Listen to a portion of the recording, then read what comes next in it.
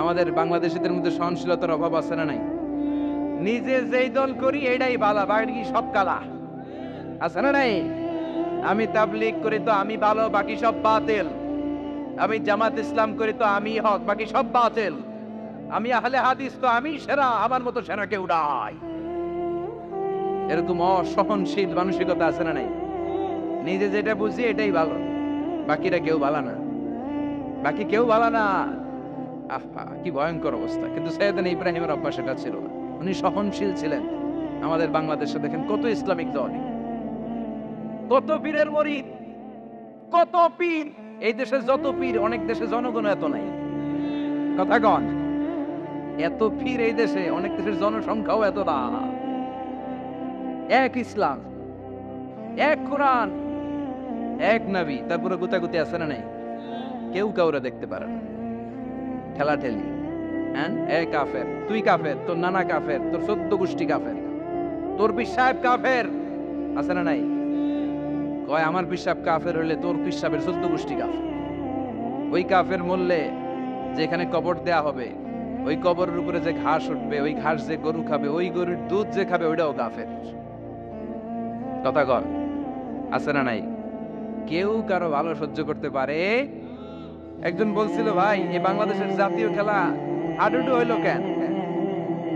আমাদের জাতীয় খেলার নাম, কথা কর, দেখছেন একটা সামনে যাইতে চাইলে বাকি সবাই ঠ্যাং ধরে নিচের দিকে নামে, আছে না নাই? সামনে যেতেই দিবে না, ভালো কাজ করতেই দিবে না, কারো ভালোটা কেউ সহ্য করে না। উপরের দিকে উঠতে চাইলে ঠ্যাং ধরে ওইটা নামায়। এজন্য আমাদের জাতীয় খেলা হাডুডু। কথা বলেন। আল্লাহ বললেন সৈয়দনা ইব্রাহিমের চরিত্র কিন্তু এমন ছিল না। ইন্না ইব্রাহিম লা হালিমুন আওয়াহুম মুনিব। আমার ইব্রাহিম ছিল সহনশীল। আল্লাহু আকবার। আমাদের বাংলাদেশিদের এখন সবচেয়ে বেশি দরকার এটা, সহনশীলতা।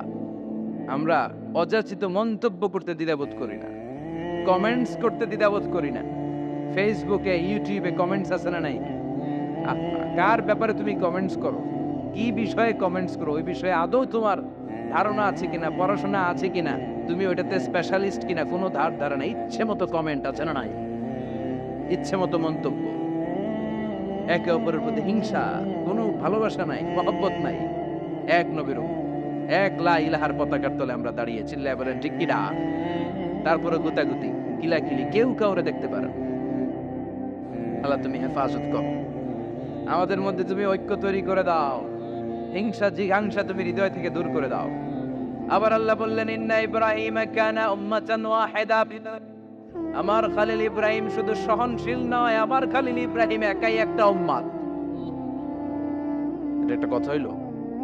একা একটা উম্মাত হইতে পারে? আমরা সবাই উম্মাত, কোটি কোটি মানুষ, ফলে বিশ্বনবীর উম্মাত, উম্মতে মুহাম্মদ, ঠিক কিনা? একজন কি একটা উম্মাত হইতে পারে? আল্লাহ বলেন ইব্রাহিম এমন নবী, একাই একটা উম্মাত।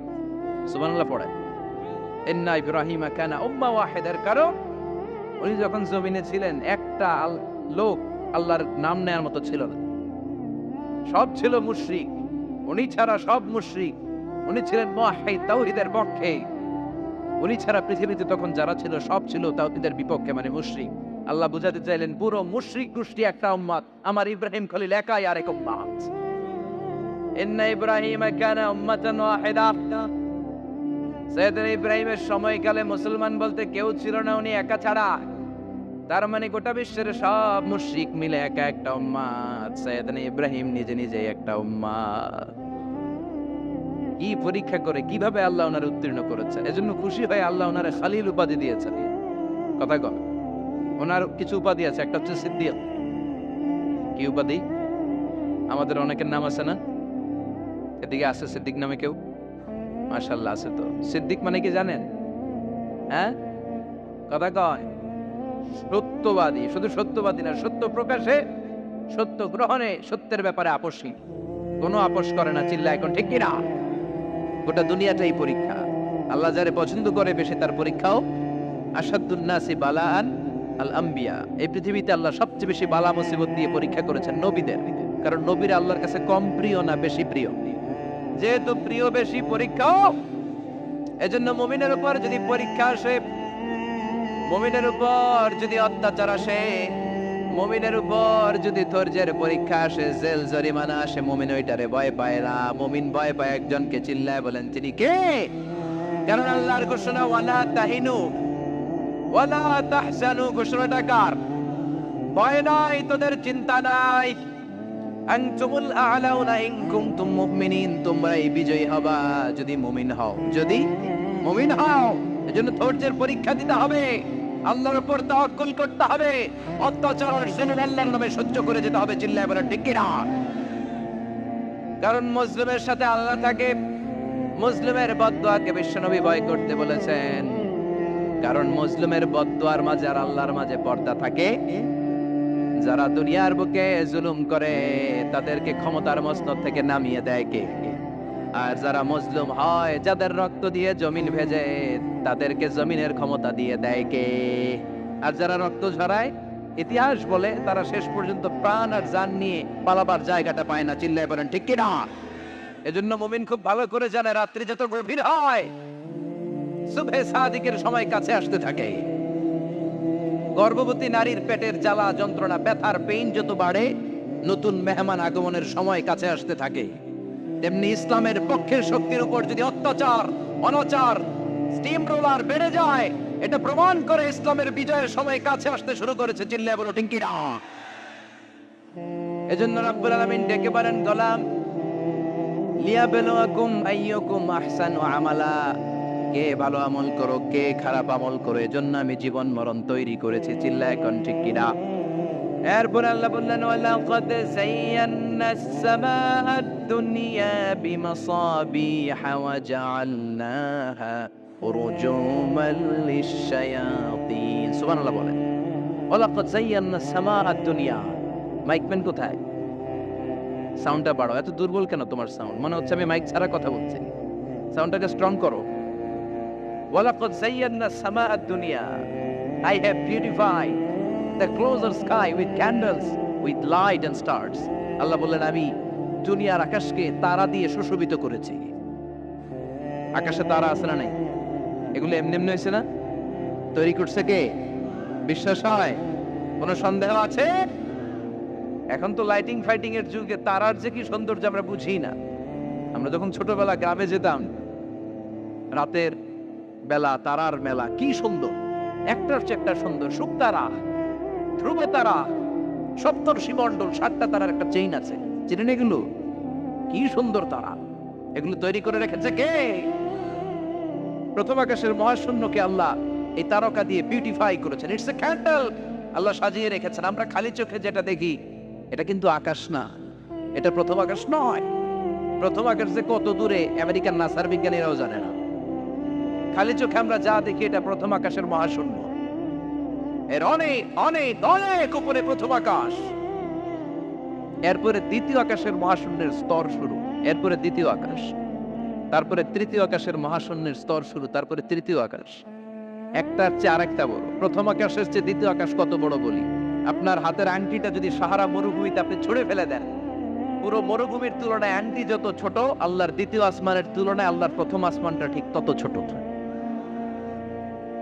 একটার চেয়ে একটা বড়, একটার চেয়ে একটা বড়।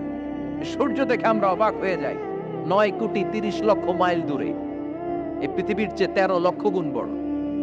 এটার সানশাইন, আলো আসতে পৃথিবীতে 8 মিনিট 18 সেকেন্ড লেগে যায়। আমরা মনে করছি সূর্যই বড়।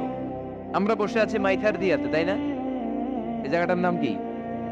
মাইথার দিয়া কি খালি এতটুকু প্যান্ডেলের সমান? কত বড় মাইথার দিয়া! এই পুরো মাইথার দিয়া কোন থানায় পড়ছে? দাউদকান্দি। দাউদকান্দি হচ্ছে কুমিল্লার 16টা থানার একটা, ঠিক কিনা? 16 থানা মিলে কুমিল্লার একটা জেলা। এরকম কয়টা জেলা আছে? 64 জেলা। এই 64 জেলা মিলে আমাদের সুজলা সুফলা, শস্য শ্যামলা, ডিজিটাল বাংলাদেশ। কথা কন। আর বাংলাদেশ হচ্ছে পৃথিবীর সবচেয়ে বড় দেশ। হ্যাঁ, 64 জেলা, এরপরে ছোট।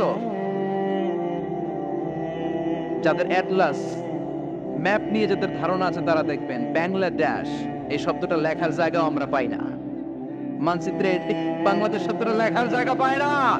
ডিআরএ উঠে যায় ইন্ডিয়ার উপর, ডিএসএ উঠে যায় আবার ইন্ডিয়ার উপর। মাঝখানের 2টা অক্ষর বাংলাদেশের উপরে পড়ে। চিল্লায় বলেন ঠিক কিনা? কত ছোট দেশ, পাশের ইন্ডিয়া 20-25 গুণ বড়, ইউরোপ আমেরিকার অনেক দেশ আছে, আমেরিকায় বাংলাদেশের চেয়ে শতগুণ বড়, কানাডা কয়েকশো গুণ বড়, রাশিয়া কয়েকশো গুণ বড়, এরকম প্রায় 200 দেশ নিয়ে পৃথিবীর স্থলভাগ আর 70 ভাগ হচ্ছে শুধু পানি। এই সব মিলে আমাদের এই পৃথিবী।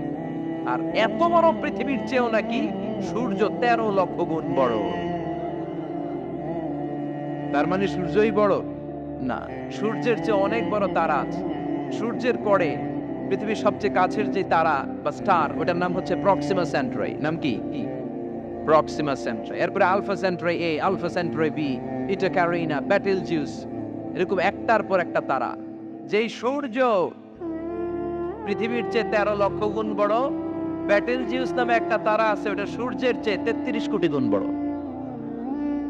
তার মানে কি বেটেলজিউসই সবচেয়ে বড় না, ছোট্ট একটা তারা। এই বেটেলজিউসকে খেয়ে ফেলাইতে পারে এরকম 1000 কোটি গুণ বড় সাইজের তারা আছে না নাই?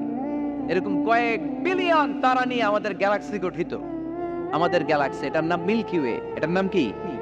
আমাদের গ্যালাক্সি। এই গ্যালাক্সিতে আমাদের অবস্থান। এরকম কত হাজার কোটি গ্যালাক্সি আছে আমেরিকার নাসার বিজ্ঞানীরাও জানে না। আমাদের গ্যালাক্সির সবচেয়ে কাছের যে গ্যালাক্সি, ওই গ্যালাক্সিটার নাম হচ্ছে অ্যান্ড্রোমেডা। কি নাম?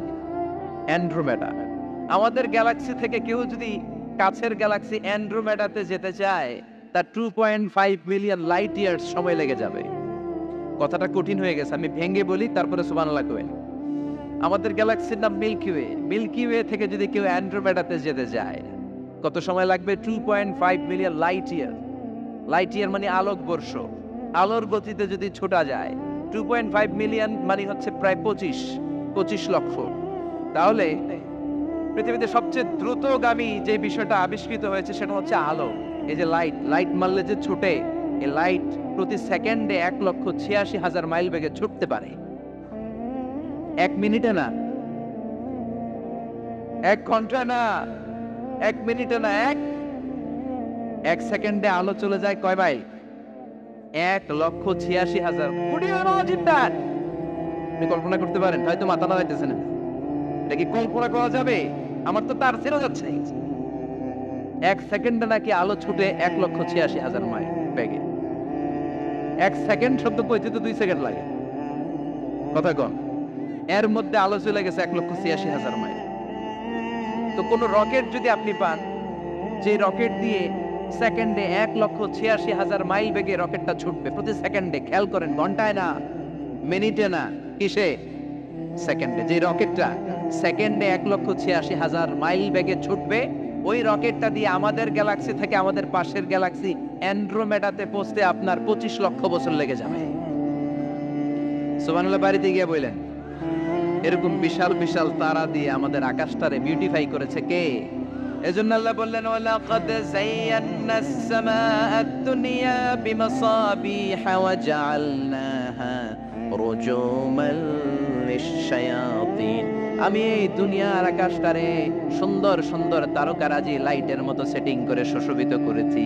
আবার এই তারকা দিয়ে আমি শয়তানদেরকে প্রহারও করেছি। সুবহানাল্লাহ। শয়তানদেরকে আল্লাহ তারা মেরে আঘাত করে। সুবহানাল্লাহ বলেন। এরপরে এই সূরার প্রথম রুকুর শেষে আল্লাহ বললেন, وَأَسِرُّوا قَوْلَكُمْ أَوِ اجْهَرُوا بِهِ إِنَّهُ عَلِيمٌ بِذَاتِ الصُّدُورِ أَلَا يَعْلَمُ مَنْ خَلَقَ وَهُوَ اللَّطِيفُ الْخَبِيرُ। আল্লাহ বললেন, وَأَسِرُّوا قَوْلَكُمْ, তোমরা যদি গোপনে কথা বলো, أَوِ اجْهَرُوا بِهِ, কিংবা স্পষ্ট করে বলো, সব শোনে কে? আপনি যেমনি বলেন শুনবে কে? বলেনই নাই, শুধু মনে মনে ভাবছেন, শুনবে কে? সুবহানাল্লাহ কইবেন না? সাত আকাশের উপরে, আরশের উপরে তার অবস্থান, সাত জমিনের নিচে, কোন গোপনতম প্রকোষ্ঠে, কোন ছোট্ট বাক্সের ভেতরে যদি কোনো পিপিলিকা নীরবে হেঁটে যায়, আল্লাহ বলে আমি ওই পিঁপড়ার হেঁটে চলার পায়ের আওয়াজটাও শুনতে পাই। এজন্য কেউ যেটা শোনে না, শুনে কে? এরপর আল্লাহ বললেন, ওয়াল্লাযী জাআলা লাকুমুল আরদা যালুলান ফামশু ফি মানাকিবিহা ওয়া কুলু মির রিজকি ওয়া ইলাইহিন নুশুর। সুবহানাল্লাহ বলেন। আল্লাহ ডেকে বললেন, গোলাম, তোমাদের জন্য জমিনটারে আমি বিছানা বানিয়েছি। আল্লাযী জাআলা লাকুমুল আরদা ফিরাশা, জমিনটারে বিছানা বানিয়েছে কে? এই বিছানার মতো সমতল জমিন দিয়ে তোমরা হেঁটে বেড়াও, চলে বেড়াও, হেলে দুলে পড়ার সুযোগ নাই, ঠিক কিনা? এই যে মাইথার দিয়ে আর আজকের যে ময়দান, এটা যদি বিছানার মতো সমান না হয়তো বসতে পারতেন? কথা কন। এই ময়দানের প্যান্ডেলের এদিক দিয়ে উঁচা, এদিক দিয়ে গর্ত, এদিক দিয়ে নিচা, এদিক দিয়ে খাড়া, কেমন হইতো? কথা কন। কেউ আমার দেখতো, কেউ দেখতো না, কেউ দাঁড়াইয়া, কেউ বৈশা, আছে না নাই? কিন্তু জমিনটারে সমতল বানালো কে? আপনি যদি বিমান থেকে যদি আপনি দেখেন, বিমানের গ্লাস দিয়ে, জানলা দিয়ে যদি আপনি নিচের দিকে তাকান, আপনি দেখবেন মনে হবে পুরো জমিনটাকে আল্লাহ সবুজ কার্পেট দিয়ে কার্পেটিং করে রেখেছে। এই সৌন্দর্য দিয়েছে কে? আবার রব্বুল আলামিন বলেন, জমিনটারে সমান দেখে, কার্পেটিং দেখে মনে করো না তোমরা বেঁচে গিয়েছো। আমার দেয়া বিধান আমার জমিনে যদি কায়েম করতে না পারো, এই কার্পেটিং করা জমিনের ভেতরে আযাব আছে না নাই? এই পুরো জমিনের ভেতরে আছে আগুন আর আগুন। আগ্নেয়গিরি রগ্নুৎপাত জ্বালামুখে বিস্ফোরণ করে দিয়ে গোটা বিশ্বটারে মুহূর্তে মেসাকার করে দিতে পারে কে? এজন্য আল্লাহ ডেকে বললেন, গোলাম আমিনতুম মান ফিস সামাই আন ইয়াখসিফা বিকুমুল আরদা ফাইযা হিয়া তামুর। তোমরা কি ভেবেছো নাকি বেঁচে যাবা? আমি চাইলেই পুরো জমিনটারে কাঁপিয়ে দিতে পারি। আইয়াখসিফা বিকুমুল আরদ, খাসাফ মানে ল্যান্ডস্লাইড। খাসাফ মানে কি? ল্যান্ডস্লাইড, ভূমিধস, ভূকম্পন, আর্থকোয়েক, আছে না নাই? বাংলাদেশে তো ভূমিকম্প হয় না, না টের পাইছেন? মাঝে মাঝে মাঝরাতে হয় না, 3টার দিকে নিজেই দৌড় দিব না, বাচ্চারা লইয়া দৌড় দিব, লুঙ্গি পইরা দৌড় দিব না, লুঙ্গি ছাড়া দৌড়াও, কথা কর। এই ভূমিকম্প আছে না নাই? আল্লাহ বলে, মনে করো না জমিনটা সমতল, কার্পেটিং করে দিয়েছি। এই কার্পেটিং এর ভিতরেও আগুনের দলা আছে না নাই? আবার আল্লাহ বললেন, আমিনতুম মান ফিস সামাই আন ইউরসিলা আলাইকুম হাসিবা। নিচে যেমনি কার্পেটিং করা জমিনের ভেতরে অগ্নুৎপাত রেখে দিয়েছি, মাথার উপর থেকে আযাব দেওয়ার সুযোগ আছে না নাই? চাইলে আল্লাহ অগ্নি বৃষ্টি দিতে পারে, আগুন বৃষ্টি দিতে পারে, ঠান্ডার বজ্রপাত দিতে পারে। আপনারা লূত আলাইহিস সালামের কওমের নাম শুনেছেন? তারা হোমোসেক্সুয়ালিটি, সমকামিতা করত। ফলে আল্লাহ তাআলা বিশাল এক চিৎকার মেরে সাইয়েদনা জিবরাইলের মাধ্যমে পুরো জমিনটা শেষ করে দিলেন। ফাজআলনা আলিয়াহা সাফিলাহা ওয়া আমতারনা আলাইহিম হিজারাতাম মিন সিজিল। তাদের অপকর্মের কারণে জর্ডানের ওই এলাকাটাকে আল্লাহ বললেন, জিবরাইল এলাকাটারে হাতে তুলে নে, আকাশের উপরে তুলে পুরো এলাকা সহ মানুষ সহ জমিনের মধ্যে গেড়ে দে। জমিনের নিচের মাটি উপরে নিয়ে গেল কে? উপরের মাটি নিচে নিয়ে গেল কে? পুরো জায়গাটা এখন ডেড সি হয়ে গেছে। কি সি? ডেড সি নাম শোনেন নাই বোধহয়? আজকে শুনে রাখেন, এটারে বলে মৃত সাগর। এটা গজবের জায়গা, ওখানে মানুষও ডুবে না। লবণের ডেনসিটি, সল্টের ডেনসিটি এত হাই, এই পানির মধ্যে এত গজব, এর মধ্যে কোনো মাছ জন্মায় না, চিংড়ি জন্মায় না, কাঁকড়া জন্মায় না, ব্যাঙ হয় না, শ্যাওলা হয় না, কিচ্ছু বাঁচে না।